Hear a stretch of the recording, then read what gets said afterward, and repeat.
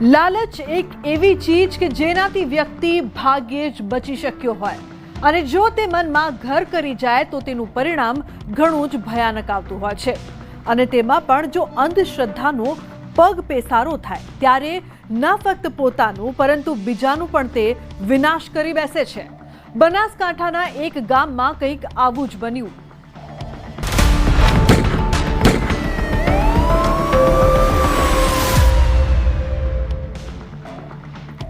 જસરા ગામના ખેતરની વચ્ચે આવેલા એક મકાનમાં સર્જાયું મોતનું રહસ્ય.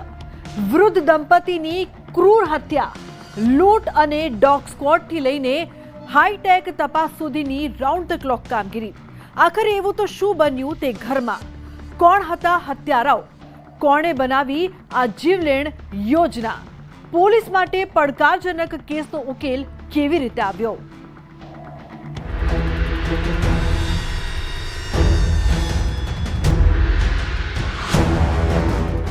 તારીખ 16 જૂન 2025, સ્થળ જસરા ગામ, લાખણી, બનાસકાંઠા. ખેતરોની વચ્ચે આવેલા એક મકાનમાં જ્યારે સ્થાનિકોની નજર પડી તો એવો હડકંપ મચી ગયો કે ગામમાં ખળભળાટ થઈ ગયો. પોલીસને જાણ કરાતા ઉચ્ચ અધિકારીઓનો કાફલો સ્થળે દોડતો આવ્યો. એટલું જ નહીં, તાબડતોબ ડોગ સ્ક્વોડની ટીમ, FSLની ટીમ પણ આવી પહોંચી. ઘટના સ્થળ પરના દ્રશ્યો એ હદે વિચલિત કરનારા હતા કે ક્ષણભર માટે કોઈ પણ ડઘાઈ જાય.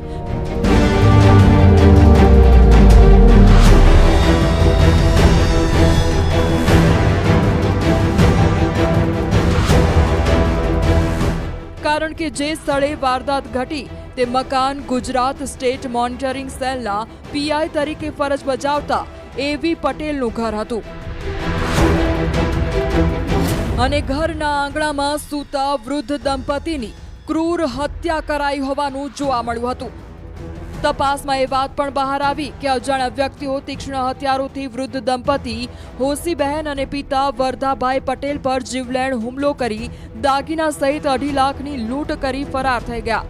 હોશીબહેનના શરીર પર રહેલા દાગીના કાઢવા પગ કાપી કડલા લઈ ગયાનું પણ જાણવા મળ્યું હતું.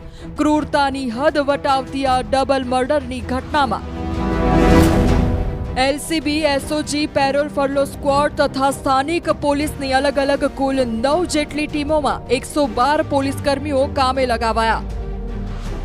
આ તરફ મૃતકોની લાશનું વિડીયોગ્રાફી તથા ફોટોગ્રાફી ઉપરાંત FSL, ફિંગરપ્રિન્ટ તથા ડોગ સ્ક્વોડ સહિત ટેકનિકલ અને હ્યુમન સર્વેલન્સની મદદથી તપાસ હાથ ધરાઈ.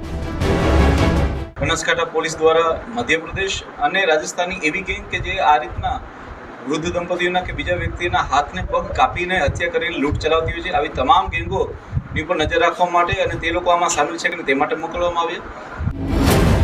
80 થી વધુ CCTV ફૂટેજની ચકાસણી કરાઈ. એટલું જ નહીં, વારદાતના સ્થળ નજીક ઔદ્યોગિક એકમ એવા સોલાર પ્લાન્ટ તથા અન્ય જગ્યાએ કામ કરતા 300 થી વધુ મજૂરોની ઝીણવટપૂર્વક પૂછપરછ કરાઈ. સાથોસાથ શંકાસ્પદ વાહનો, હ્યુમન સોર્સ તથા ટેકનિકલ સોર્સ અને આ પ્રકારના ગુનામાં સંડોવાયેલા અલગ અલગ રાજ્યોની ગેંગ સંબંધે ઝીણવટભરી તપાસ આરંભાઈ. દાહોદ અને ગોધરા સાઈડ પણ મોકલવામાં આવે જેથી કરીને ત્યાંની પણ એમોસ ભેગી આવે.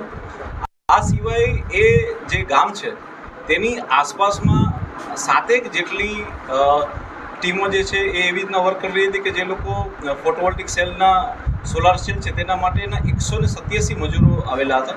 આવા 187 મજૂરોનું ઇન્ટ્રોગેશન કરવામાં આવ્યું.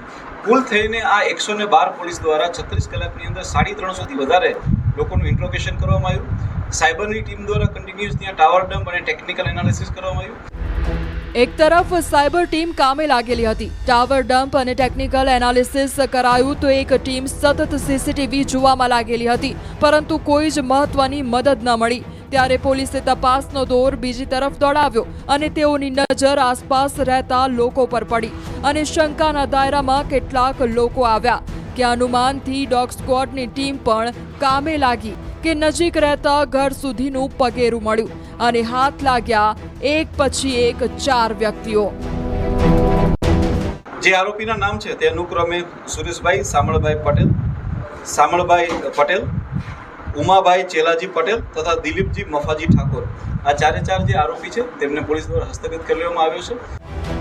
ઉભેલા 4 વ્યક્તિઓમાંથી એ 2 વ્યક્તિઓ કે જેઓને ઘટના સ્થળે પોલીસ કર્મીઓ મીડિયા કર્મીઓએ જોયા, પરંતુ તમામની વચ્ચે હોવા છતાં તમામની નજરથી બચેલા રહ્યા.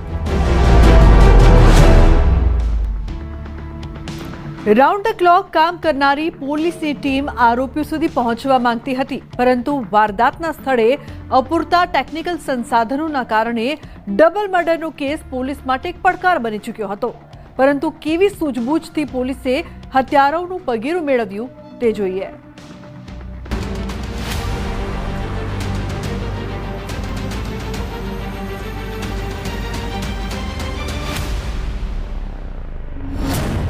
પુત્ર સુરેશ શામળભાઈ પટેલ, પિતા શામળ રૂપાભાઈ પટેલ,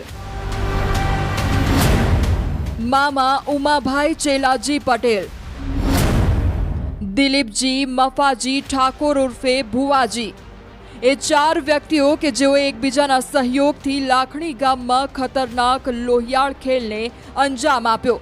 પોલીસની નજરે જ્યારે પાડોશીઓ આવ્યા ત્યારે પિતા શામળ અને પુત્ર સુરેશ પટેલને ઉલટ પૂછપરછ કરવામાં આવી અને જે હકીકત બહાર આવી તેણે પોલીસને ચોંકાવી દીધી. મુખ્ય સૂત્રધાર છે સુરેશ, તે બ્લેક મેજિકના જાણકાર છે અને બ્લેક મેજિકના જાણકાર હોવાથી તેમનામાં એવી અંધશ્રદ્ધા છે કે જો કોઈ પણ આવા વ્યક્તિના દાગીના જો એમને મારીને લઈ આવવામાં આવે તો તેના મદદથી ઓર વધારે ધન પ્રાપ્ત થઈ શકે છે. તંત્ર મંત્ર, રૂપિયા અને મર્ડર. પોલીસ તપાસ મુજબ એસઓજી ટીમને લીડ મળી કે મૃતક વૃદ્ધ દંપતીના નજીક રહેતા સુરેશ અને શામળ પર શંકા ગઈ અને તેઓની પૂછપરછ કરતા આખો રાઝ બહાર આવ્યો, અને એ પણ રૂપિયા માટે તંત્ર મંત્રનો. સુરેશ ચૌધરી જે છે તે બ્લેક મેજિકના જાણકાર છે અને બ્લેક મેજિકના જાણકાર હોય તેમણે આ વિધિ માટે જ હત્યા કરેલી હતી એવું અમારી હાલની પૂછપરછમાં સામે આવ્યું. દેવું ઉતારવા ભૂવો બન્યો કાતિલ. આરોપી પુત્ર સુરેશ પટેલના માથે દેવું વધી ગયું હતું, જે ઉતારવા માટે તેની નજર પડી બાજુમાં રહેતા વૃદ્ધ દંપતી વર્ધા અને હોશીબહેન પર, જેઓની પર નજર રાખી બંને મદદ લીધી મામા ઉમા પટેલ અને દિલીપ ઠાકોર ઉર્ફે ભુવાજીની. ભૂવો હોવા છતાં તેની ઉપર ઘણું બધું દેવું બી થઈ ગયું હતું, એને આર્થિક સંકળામણમાં બી હતો. તેણે ઘણા લોકોને ચેક આપેલા હતા જે બાઉન્સ ના થાય તેના માટે પણ તેને આર્થિક સંકળામણ હતી. દંપતીને કેમ કર્યું ટાર્ગેટ? પોલીસના દાવા મુજબ સીમમાં ખેતરો આવેલા છે અને પોતપોતાના ખેતરોની વચ્ચે તેમના મકાનો. વર્ધાભાઈનું ઘર પણ તેમના ખેતરની વચ્ચે હતું અને દૂર દૂર સુધી કોઈની નજર ન પડે તે પ્રમાણે હતું. તેથી વૃદ્ધ દંપતીને સોફ્ટ ટાર્ગેટ બનાવ્યા. દીકરીના લગ્ન પહેલા આરોપીઓનો પ્લાન. સૌથી ચોંકાવનારી વાત એ પણ બહાર આવી કે મૃતક વર્ધાભાઈ અને પત્ની હોશીબહેનની દીકરીના લગ્ન 15 દિવસ પહેલા જ થયા હતા. તેથી અનુમાન આરોપીઓનું એવું હતું કે પુત્ર પોલીસ વિભાગમાં છે અને દીકરીના લગ્ન હોવાથી ઘરમાં મોટી માત્રામાં સોનું ચાંદી અને રૂપિયા હશે, જેથી ત્યાં લૂંટ કરાતા વધુ ધન મળી શકશે.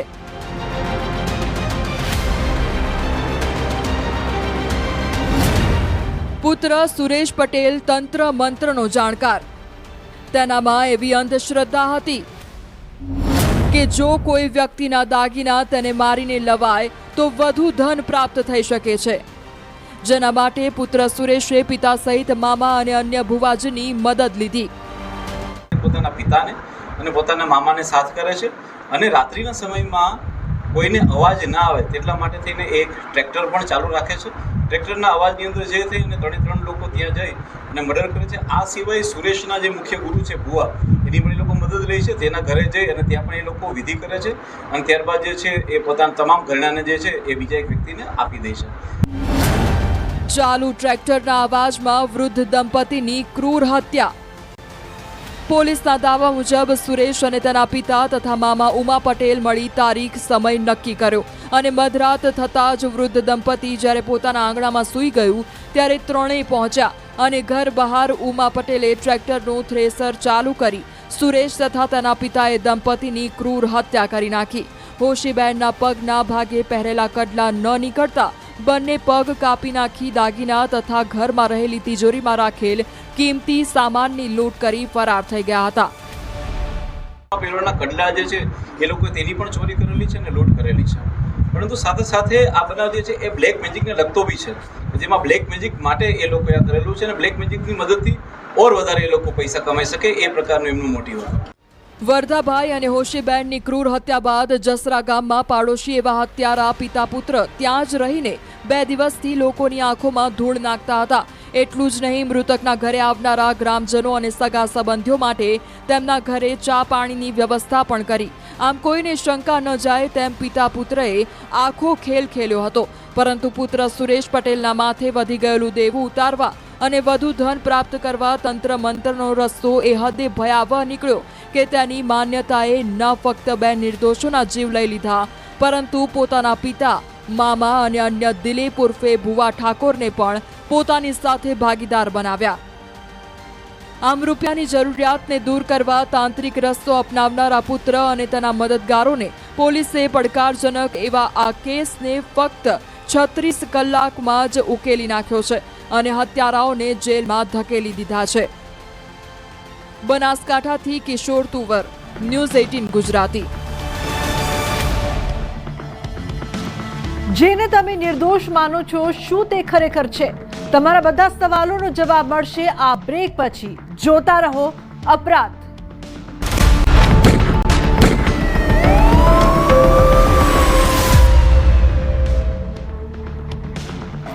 આજકાલ સુરત પોલીસ નાસ્તા ફરતા આરોપીઓને પાતાળમાંથી પણ કાઢવા માટે કટિબદ્ધ બની છે. ત્યારે વધુ એક આરોપી જે 34 વર્ષથી નાસ્તો ફરતો હતો તેને છેક છત્તીસગઢથી દબોચી લીધો. કેવી રીતે? જોઈએ.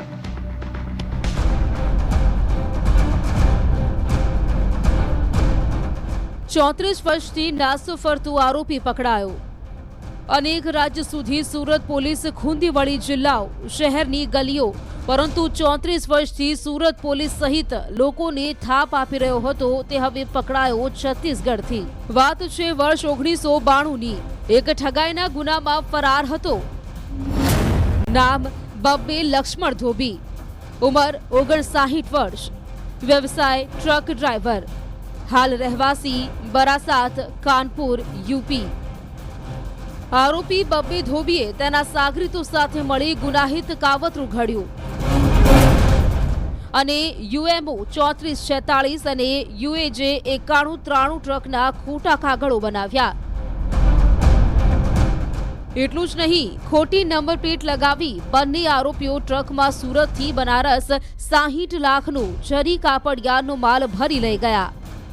તારીખ 19 જાન્યુઆરી 1992ના રોજ આરોપીઓ માલ બનારસ નહીં પહોંચાડી બંને ટ્રકોનો માલ બારોબાર વેચી દઈ વિશ્વાસઘાત કરી ગુનો આચરી નાસી છૂટ્યા હતા. 2 વર્ષથી ખાનગી બાતમીદારો કરાયા એક્ટિવ. આરોપીઓનું લોકેશન અલગ અલગ રાજ્યોમાં બતાવતું હતું, જેને લઈને ઓડિશા, છત્તીસગઢ, મધ્યપ્રદેશ રાજ્યોમાં ફરતો હોવાનું જણાવ્યું. તો તપાસમાં એ વાત પણ બહાર આવી કે આરોપીની પત્નીના મોત બાદ તે મધ્યપ્રદેશ છોડી જમુના કોલરાઈ જિલ્લા અનુપપુર પોતાનું રહેઠાણ બદલેલું, જ્યાં પોતાની દીકરી અને દીકરાને રાખ્યા. આરોપી 1 વર્ષમાં પુત્ર પુત્રીને મળવા જતો. પોલીસ તપાસ મુજબ આરોપી 30 વર્ષમાં માત્ર ને માત્ર એકવાર જ વર્ષમાં પોતાના વતન જતો. ગુનો દાખલ થયેલો 1992માં, જેનો આરોપી 34 વર્ષ જૂનો આરોપી 60 લાખ રૂપિયાનું ચીટિંગ હતું. જે આરોપી આજરોજ ક્રાઇમ બ્રાન્ચને બાતમી આધારે છત્તીસગઢના રાયપુરથી પકડી પાડવામાં આવેલ છે. આ આરોપીનું નામ છે બબ્બુ લક્ષ્મણ ધોબી. એની ઉંમર છે 59 વર્ષ, જે મૂળ ઉત્તર પ્રદેશના કાનપુરનો રહેવાસી છે. એ આરોપી એના વતનમાં એની પત્ની મરી ગયા પછી વતનમાં જતો નહોતો. એકાદ વાર વતનમાં જતો હતો. ટ્રકને બનાવ્યું પોતાનું ઘર.